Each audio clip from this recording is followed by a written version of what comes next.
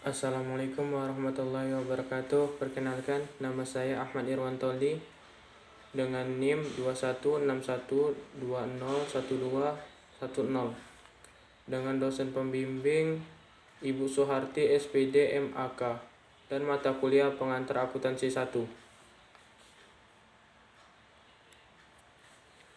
Baiklah, saya di sini akan membahas sedikit tentang jurnal akuntansi. Pertama-tama yaitu siklus akuntansi perusahaan jasa. Apa itu perusahaan jasa? Perusahaan jasa merupakan organisasi bisnis. Perusahaan jasa merupakan organisasi bisnis yang aktivitasnya memberikan layanan jasa kepada pelanggannya.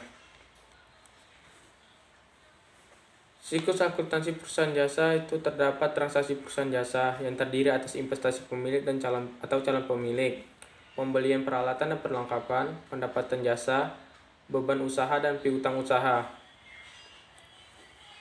Analisis dan bukti transaksi. Transaksi terbagi menjadi dua, yaitu intern dan extern.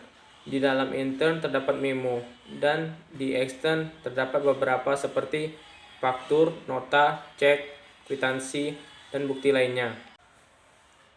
Ayat jurnal umum. Ayat jurnal umum terdiri atas beberapa kelompok. Pada tabel A ditunjukkan oleh tanggal kejadian transaksi. Tanggal B yaitu mencatat ayat-ayat jurnal transaksi. Dan tabel B yaitu tanda ayat jurnal yang telah diposting atau biasanya terdiri atas angka-angka atau nomor. Dan tabel B yaitu kolom debit, tabel E yaitu kolom kredit, dan tabel F yaitu judul jurnal. Sedangkan yang terakhir yaitu tabel G, itu adalah halaman jurnal.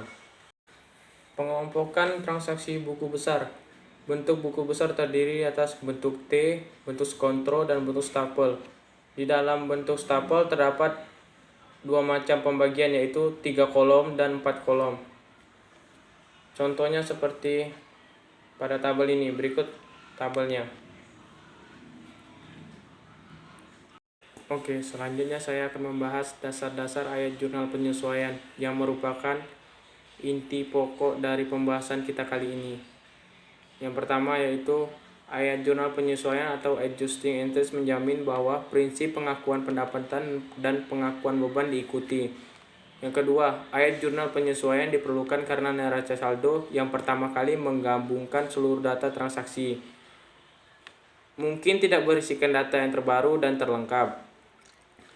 Yang ketiga, ayat jurnal penyesuaian diperlukan setiap kali perusahaan menyusun laporan keuangan.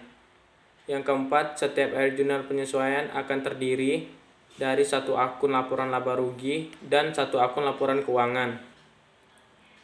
Berikutnya yaitu jenis-jenis ayat jurnal penyesuaian yang terbagi atas deferral dan accrual. Deferral terdapat beban dibayar di muka atau beban yang sudah dibayarkan tetapi belum digunakan atau dikonsumsi. Berikutnya pendapatan diterima di muka, yaitu kas sudah diterima tetapi jasa belum dikerjakan. Sedangkan yang accrual yaitu pendapatan yang masih harus diterima, pendapatan hasil jasa yang telah dikerjakan tetapi kasnya belum diterima atau belum dicatat.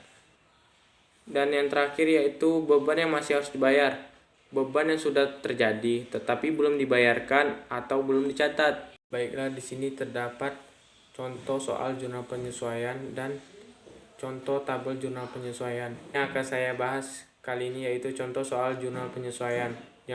Soal pertama. Sisa perlengkapan yang masih ada sebesar 1.800.000.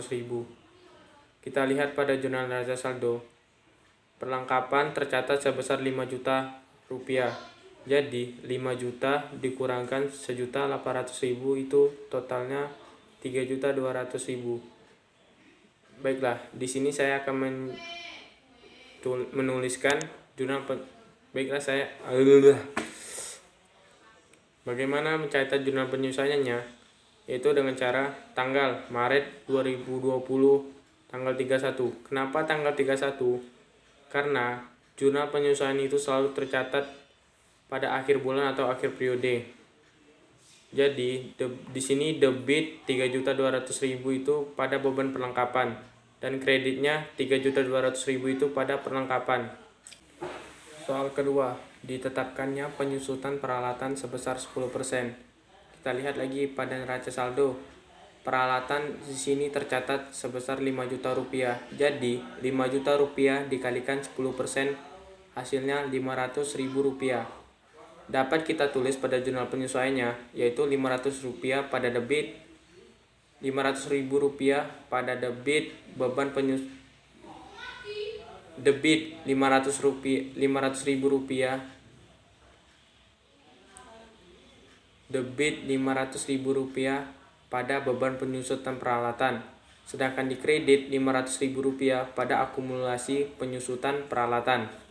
Soal ketiga, sewa dibayar untuk 1 tahun terhitung mulai bulan Maret 2020. Kita lihat perbandingan neraca saldo pada sewa dibayar di muka, yaitu sebesar Rp1.500.000. Kita lihat lagi soalnya, sewa dibayar untuk 1 tahun. 1 tahun itu terdapat 12 bulan, jadi Rp1.500.000 dibagi 12 bulan hasilnya Rp125.000. Kita dapat mencatat jurnal penyesuaian yaitu dengan Rp125.000 pada beban sewa di debit dan di kreditnya Rp125.000 pada sewa dibayar di muka.